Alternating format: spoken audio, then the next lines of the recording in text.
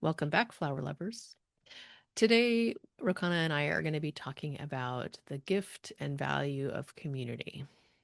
Now, this is a topic that I'm really it's so interesting, as somebody who's a cult survivor, the whole community thing for so many years was such a red flag, and I wanted to run as far and as fast as I could from those sorts of interactions. And yet, as I've, worked my way through my healing process, thank goodness for the flowers.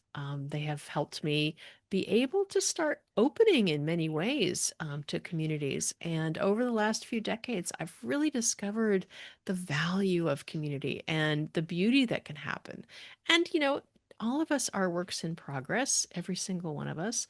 And there are pieces of ourselves that we find maybe like push a few buttons when we're working with others in a community setting, but there's so much richness in connecting with others in a community that you choose, a community of like-minded individuals, of like-minded souls. And so we thought we'd talk about that today and the healing process to get to a place where you can really enjoy that, and then what can happen for you when you do. Yeah, and similarly for me, I grew up definitely not liking crowds, but when it came to healing groups, I had some, different and strange experiences. I had in my early 20s been involved in actually a very wonderful um, women's group that was small and intimate, and we worked on the Louise Hay Heal Your Life content. But it did kind of veer into a weird way, and there were all sorts of kind of like the new age, um, I would say cultish aspects to those. And really, even more than that, this pressure to join and to, be doing what the group was doing. And as soon as I had a taste of that, I was out of there. I just like could not get far enough away. And so I had um, a very distrustful attitude towards circles and groups. And even though along the years I had gone to very things like drumming circles and had various good experiences, I never felt like like I belonged, and I never felt like really trusted it enough to fully. I don't know, be a part of it or really work with it in a way that was helpful to me. It was more like oh, this is what everybody in the healing community is doing, so you should be doing it too, right? And that just never flied with me. It might have to do a bit with my sort of more water violet personality, but um, there is definitely an a challenge in finding the community, the soul group, the soul community that's right for you, and then how do we um sort of let go of those guards that we may have put up from our childhood or our unpleasant experiences, or just even the fear of what could happen from opening up to other people. There's so much in this, I mean, there's so much for, what I would consider to be the first stage, which is for those of us who are very resonant, like you're mentioning your water violet type, which for those, if you're not completely conversant with the Bach flower remedies, is somebody who tends to be very sensitive, tends to be more retiring, tends to be sort of the wallflower and doesn't really want to be in the center of things, and very easily sort of drifts off when there is some intensity. And they can be kind of lonely because it's a real challenge to find that level of connection when you're that sensitive, to find a safe place for you to connect to. Hopefully, I've not as a water violet, hopefully I have sort of summarized that effectively. What would you say, Ro? Yeah, that tracks. I mean, I think that there is various ways of being water violet, and it can be different depending on the person. I just always resonated with that plant and that flower, and that it actually does have a community. It has its own community. So I think it's a little bit more sensitive of not being with its own people, with its own communities. So that's another way to think about it. It might just be it's the neurodivergent flower. It's like it doesn't feel comfortable out in the world as much as with its own safe space, um, with its own people, so to speak. And yeah, it is such an interesting plant because it can both be rooted in in the ground and underneath the water, or it can float around. And so, I kind of even look at that as a way of it being an explorer in doesn't have that same sort of out there in the world pioneer plant explorer energy, but maybe it's more of a consciousness explorer. And I really like to think of it that way. The more that I get to know this, such a beautiful plant and flower, it reveals these kinds of things to me.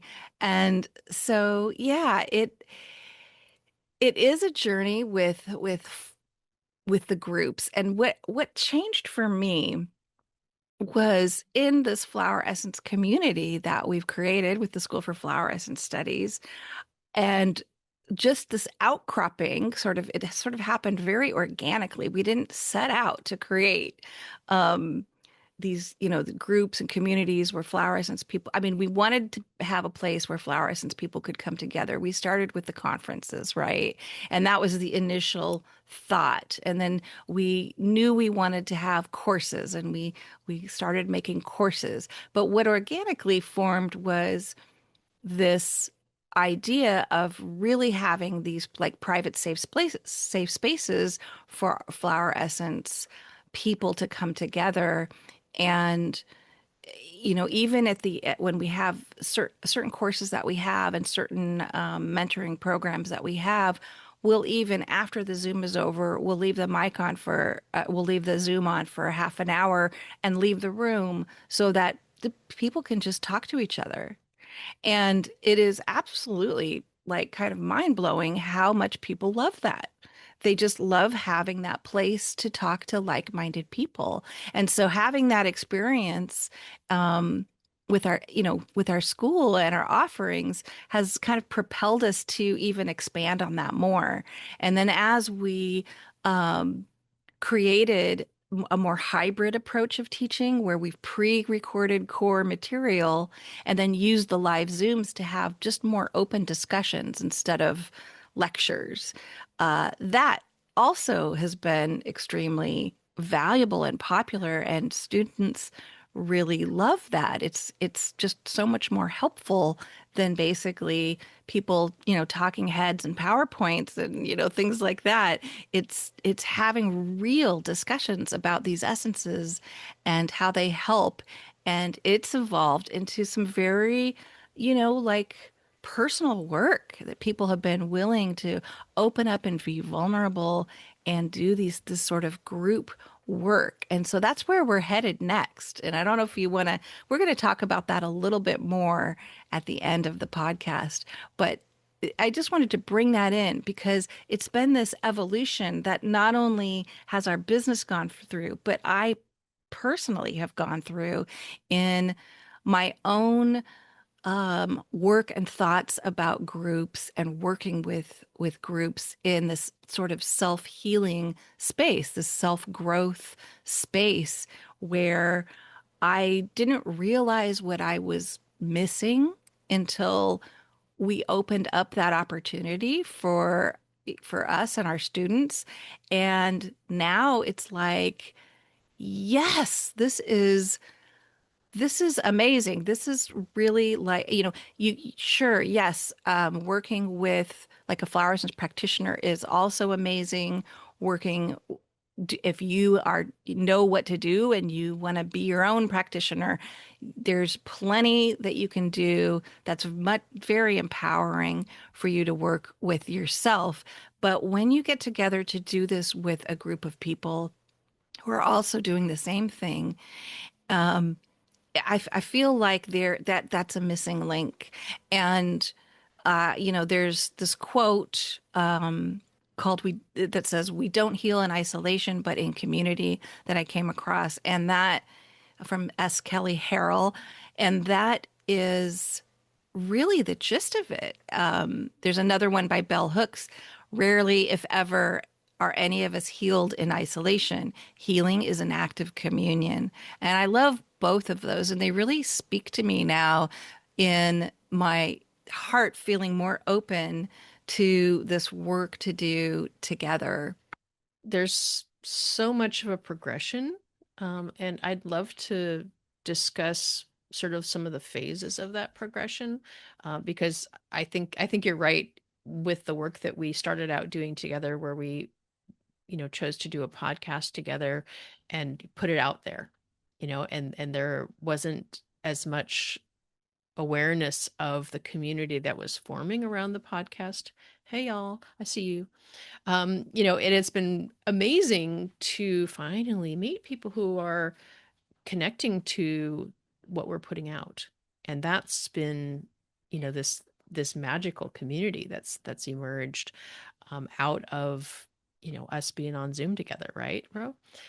It and yet when those of us who start off having been victimized by community, and it's, whether it was a community not of our choosing, like some of us when we grow up in a community that's toxic, and then there's also people who've deeply deeply wanted to be part of a community and entered in and thought it was wonderful, and then it turns out to also be toxic.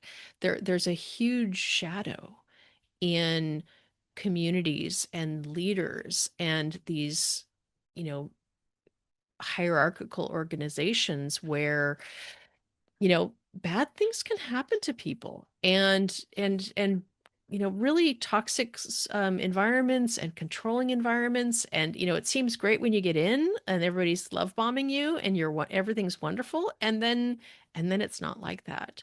And so I just really want to honor anyone who is on the journey of recovering from toxic community, toxic environments like that, because you may not be yet at a state where joining a community would be really healing for you.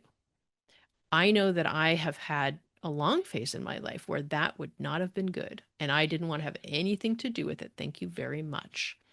And so I found community in plants, in nature, with animals. And I know that there's a lot of us out there where that is our safe place. And yet, also, I've discovered, in my own time, in my own way, that part of my healing process was to actively engage with that dynamic of learning to trust in a way that was really safe, in the way that was really in alignment with my own intuition of who was appropriate to trust and how far.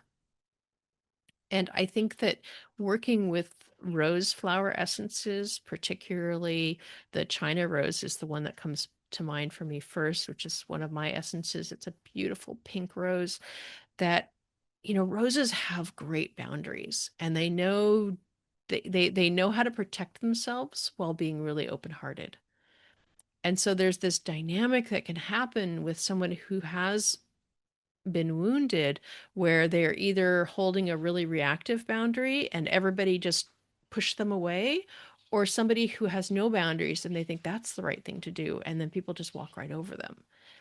And for those of us to learn to start to be more integrated humans and in our bodies and connecting to others, because that's really where we grow.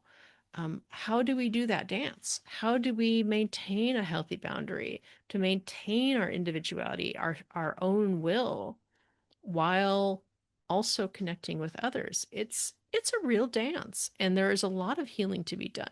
So I just don't want to jump past the healing process into how awesome it is to be in community, because I'm with you there. I'm like, this is the best thing since sliced bread. But I also recognize that it's been a process. For me, I think it's probably been a process for you too, of like, how do we do this dance? And when you learn how to do the dance, it's great. We're having fun. But learning to do the dance can be a little clunky at times. You're so right about that. And thanks for really bringing that in and making sure that it's a part of this conversation because it's it's really true. I mean, this is exciting for me right now because of all the work that I've already done. And earlier in my life, it may not have been appropriate. Um, I think as, you know, as an empath, before I worked on my own boundaries and learning to be more discerning of what's mine and what's not mine, groups were the worst place for me to be for on all kinds of levels. And you know what? It's not great for the group either. And learning how to work with that and to have that discernment is a obviously pink yarrow is one that really comes to mind with those who have those empathic qualities that are sort of innate and are working with how to do that. One of the things that I remember being such a strong factor for me not wanting to be in groups was like you're saying, that porosity. I had a really strong ability, and still do, as that empath, where I'm feeling all the things that are going on in the room. And it's very uncomfortable. And for a long time, I thought that, that was just like how it was. I didn't realize I had could do something about it. And to be able to create that healthy boundary in my heart of picking up on the things that were appropriate for me to pick up on, and letting everybody else own their own stuff. Because I used to think it was all mine to solve. And the pink yarrow, and really, honestly, we could widen it out into all the other different types of yarrow essences, because they all help to build our field. Not having a really strong, intact, healthy field makes it hard to be in community, because there's all of these intrusions that you're going to feel when your field isn't as strong as it can be. And creating the strongest possible field will help you to have that discernment about, like, what's a good space for you, and know when it's the right time to leave and when it's right time to be there, and to be a little more open and to be more present. There's so much to do with working in community. It's a really fascinating process of learning to trust. I would like to bring in another essence that's been part of my process. It's mallow, from the Flower Essence Society. And mallow is so helpful with maybe more about expecting that others can care. I mean, I was raised where I didn't have any expectation that anybody else gave the tiniest darn about me. And they were probably trying to control me in some way. And to be able to soften a little bit into community of expecting other people to actually care a little bit, and to maybe they're worthy of being trusted. Not that I'm completely plunging myself into things and throwing myself on people, but to kind of develop a little more give take. And that's been a real interesting development for me personally, is to start to soften around that armoring that I have had in the past. Well, what's coming into for me right now is just gold because gold helps with having that value of your own self. And that helps in a couple different ways in this context, I think. And one is understanding that you have value, that what you say has value, what you think has value. And that can not only help with discernment for, choosing where you want to share your experiences or speak, but also once you're in that place, once you're in that group, to feel like you what you have to say matters. You might, there's a lot of insecurity that comes with, well, being an empath. There's a lot of insecurity that comes with um, a lot of the paths that many of us have walked in our lives. And, when we're on a healing journey, there's a lot of insecurity. And so there's quite a few essences that can help with this aspect of it. But I kind of just like to start with that gem elixir that is just really grounding and warming, and it has this feeling of warmth and belonging to it, and that um, grounding with your own personal value, and and that can carry you really far with in all sorts of places in life. But I think that this one might be a great place to might be a great base or foundation for essences to be used in this scenario. As you're talking, I'm really feeling like bringing pretty face into this conversation.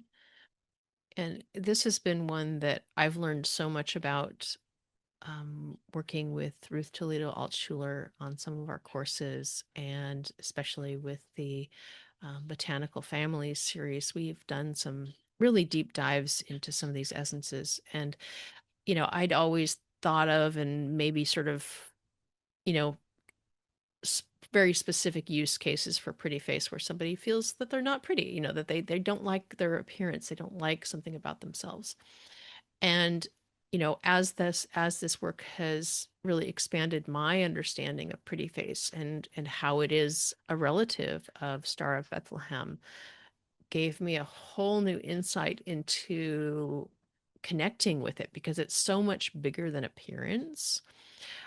It's, as Star of Bethlehem does, it helps you to ground into your body as a safe place. It helps you to calm your nervous system.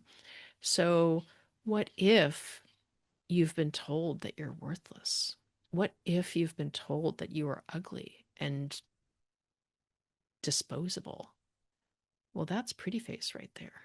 That is the healing quality of pretty face, is helping you to connect to your internal perfection. Like, you weren't born here wrong. You weren't born here, broken, or that that was put on you. That's not who you are. And so, for those who have a hard time accepting themselves and showing up as themselves, always trying to be someone different, never being able to be comfortable in who they are and presenting with their uniqueness, this is the gift of pretty face. I've been working with this with clients in some long-term and very, very beautiful ways, because this essence creates a healing potential for something that isn't even, honestly, a lot of times it isn't even known, because it's so deeply embedded in the psyche and the spirit and the soul that they almost can't even see it, because they've embodied, or they've oh, what's the word I'm looking for here? It's like it's become so much part of you that you don't even notice it was given to you, and it's not true. A pretty face is such an important essence to help to start to heal that. And it's one that I really like to use in pretty long cycles, because when that's been part of our experience, being able to clear that off the decks so that you can start showing up as who you actually are, it's it is so beautiful to see people emerging from the cocoon of this imprint that's been put on them. Pretty Face is one that I've not worked with that much, and I love the research that you and Ruth have been doing on it lately. It's really bringing it more to my attention, and it just sounds amazing. One that I've worked with a lot, and one of my favorites from Alaskan Essences, is Alpine Azalea. And that one is working with when you have this sort of conditional self-acceptance about yourself. And I think, I've resonated a lot with that one personally, um, because it's not like an overriding sense of self-doubt or low self-esteem. It's just in certain areas. And, but yet, even so, those areas or those pieces of yourself that you don't like, it really closes down your whole energy flow in your body, in your psyche, in your soul. And even though it's not that you hate everything about yourself, you don't want to hate anything about yourself. That's that little bit of dislike, of hate, of negative thoughts and feelings to yourself is actually quite destructive. It stops everything. It stops the flow, it stops the healing. And I think that is really a task for me personally, for many of us to sit and accept all the parts of ourselves and um, open our hearts to all the parts of ourselves. So I love Alpine Azalea for that. I think that I think when we do that as well, it helps us with others. It helps us to have more tolerance and acceptance for other people, for other things that are happening around us. I agree that the value and the importance of Alpine Azalea and I want to maybe expand it out just even a little bit more because I too think that it's an incredibly useful and important essence in this principle. I'm going to go to the grounding of the Alpine Azalea as being a member of the Ericaceae family. And this is a very it's a fascinating family of plants that grow in very specific environments, and a lot of them live in very acidic soils or in very nutrient poor soils or where the nutrients are not available. Um, and they have this wonderful connection with the mycorrhizal networks in order to survive and thrive in circumstances where others can't. And the first essence in this group that a lot of us might know is heather, which is one of the Bach essences. And this is commonly described as sort of being for somebody who has these sort of needy qualities, some childlike qualities where they tend to want a lot of attention and never really be able to be still in themselves.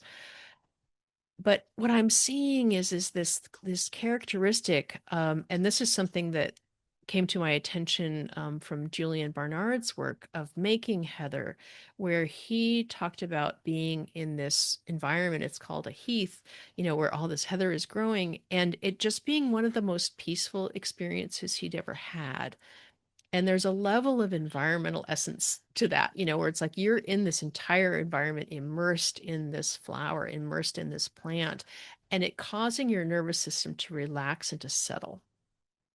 And I think that the bridge between Alpine Azalea and Heather, and also there's lots of other beautiful Ericaceae, which I don't want to bring all of them in, but these two, it's like, what if our set point of our nervous system, there's this thrum of anxiety.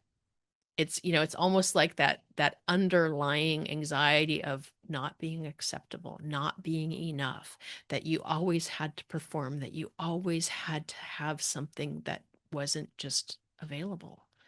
Just being able to drop in and relax and trust the environment.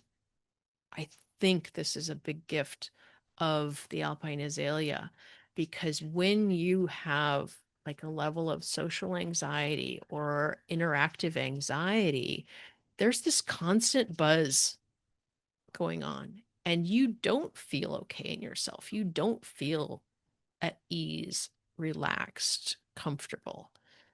And I think that these members of this family, Heather and Alpine Azalea, can start to build this in our systems where we can actually be present and at ease and not anxious. And there's so much to being in that state when we are in community.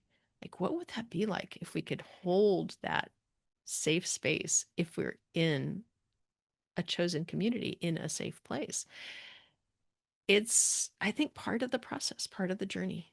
I love that. And that work of being feeling that sense of belonging on the planet, in nature, on Earth. That's really kind of the first step, don't you think? It's it's part of the practice. It's part of and that how is how you and I started, is we found our community with the plants. We found our community in nature. I found my community with the redwoods. I found I found my place first with nature. And that is what allowed me to expand, to realize that, and to begin to accept that humans could be part of that as well. I think Redwood taught me a lot about that. But another one that's coming to mind is the sweet pea, and that feeling of home and belonging, wherever we are, not just at our home or where we live, but wherever we are, to be able to find a sense of belonging and safety is something that sweet pea can help. And in that, there is a coherence, a getting along with the others that are in that space as well. I'm glad you brought sweet pea in because it's definitely part of the journey. It's one that I use a lot of time for people who are relocating, and the community that they built in a location over a period of time has been, is no longer available to them. And how do we recreate that in a new place? How do we connect with that? For somebody who's maybe going to school, and has to develop all new community, or moving house and has to develop community.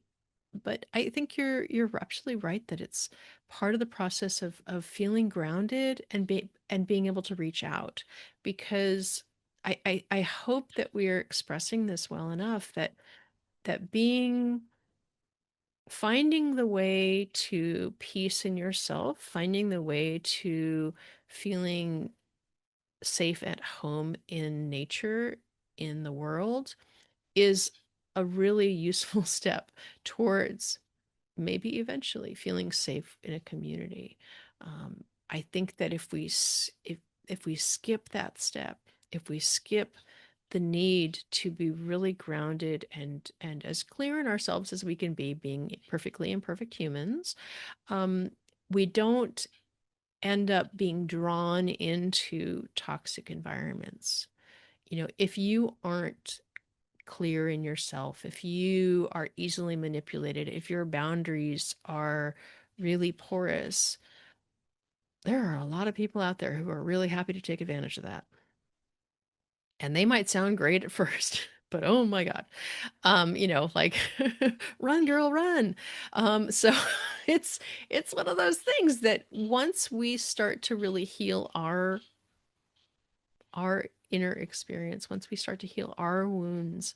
And I know you and I, bro, we've both found enormous healing with the flowers because they really give us a sense of home in ourselves, and they have helped us heal these wounds.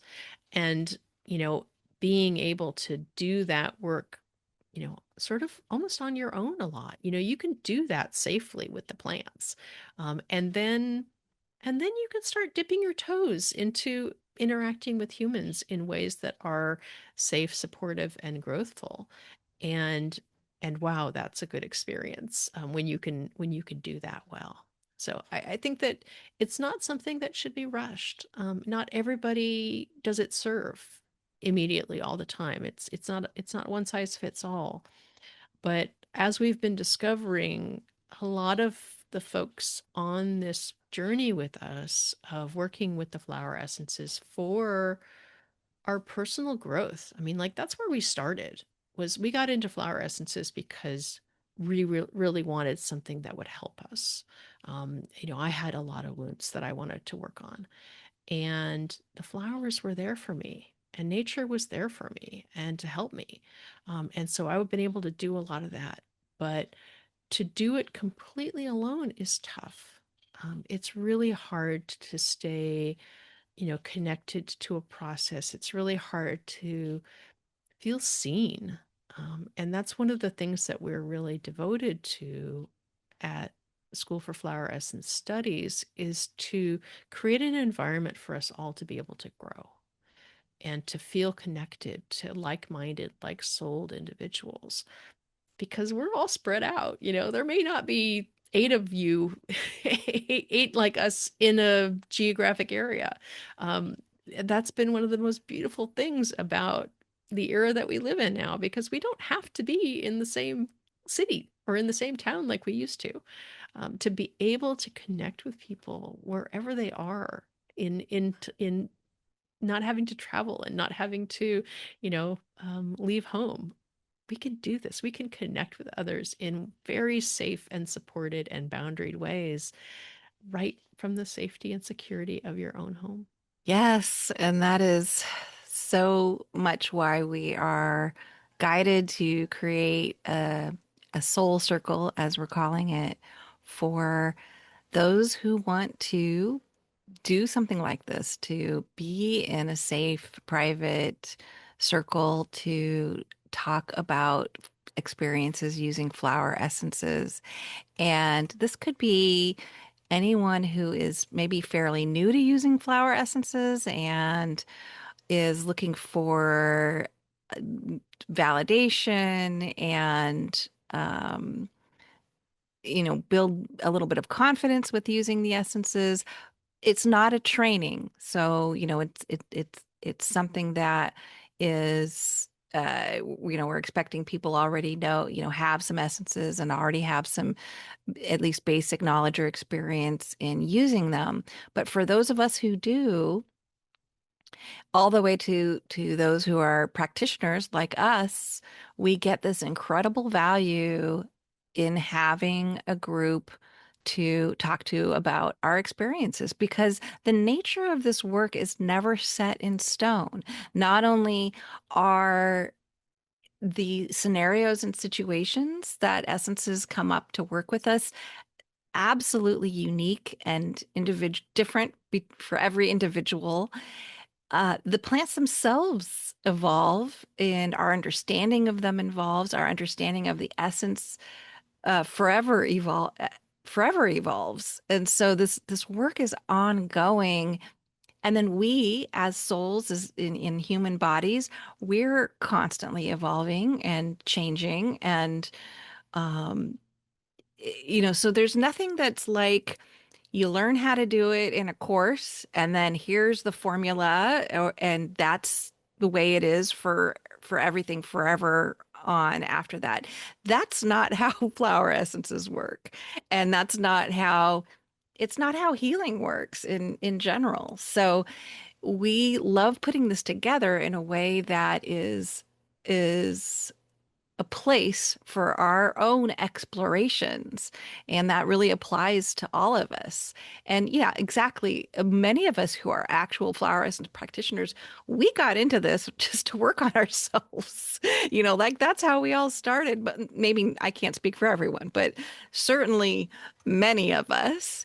And it's an ongoing process. So we may be helping others day in and day out in our practice, but we're still working on ourselves. We're still using essences uh, day to day for various things, from the most mundane, like,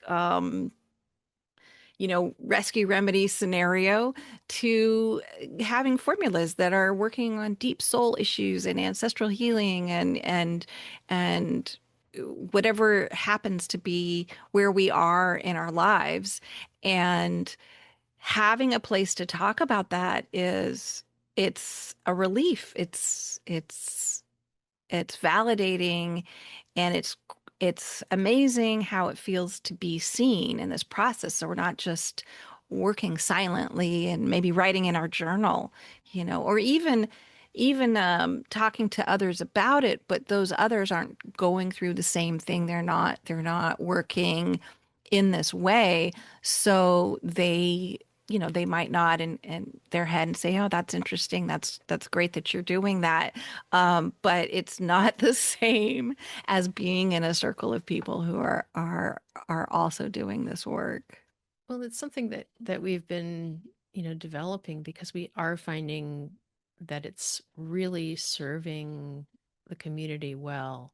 We have been offering for a year and change now um, a mentoring group where we have spaces where we have separate meetings for practitioner development, where we can talk cases, both with people cases and animal cases. And also the aspect of building a business. It's been a really useful and valuable thing, and I'm really grateful that you have so much experience in like the nuts and bolts of things. So we've been able to really serve our community with these groups, and we've really felt called to open it a little more to those who want to have the experience of having a group that talks about our inner journey, because it's all part of the process, and it might be an earlier part of the process to work on your inner journey, on your inner soul journey. um, and it might be part of when you're also wanting to build a business working with other people. So what our real inspiration for this was to create options and varied spaces, varied meetings and varied spaces for people with different needs and different wants. And I really love how we're going to be able to offer that, like you were saying, or like you've been working on, creating this essentially a la carte option for those who might simply want that support of a community for their internal work, um, and not want to have all the other stuff as well. And so it's just really tailoring, and we're growing with you all. We're really enjoying the connections and the community that's being created, and that's what we're here for: is to serve this work, to serve this world human heart healing. It's That's why we're here. And we really want to serve anyone who wants to be part of this, to be part of bringing flower essences into the world in a greater place, in a greater way, because the more of us who work on our own stuff, it's not selfish to work on your own stuff. You're healing yourself, but you're also healing everybody you're interacting with. It's so important for all of us to be able to show up as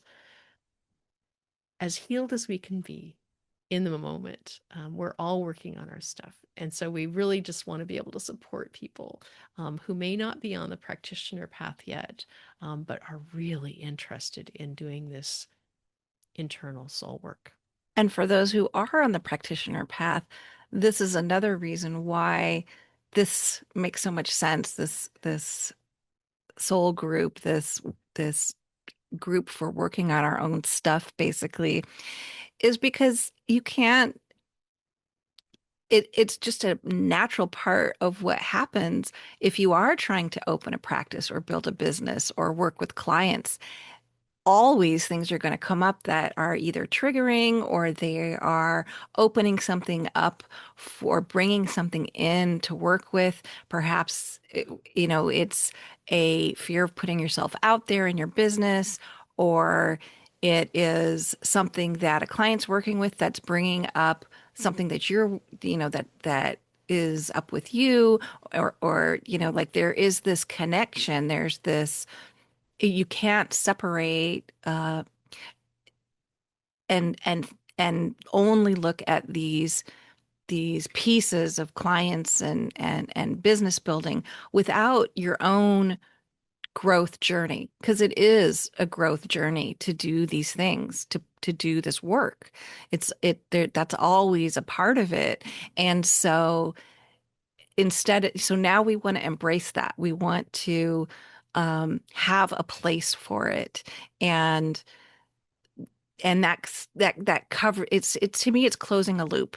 We had these places, these spaces, these groups, but that sort of closes the loop and brings it all together.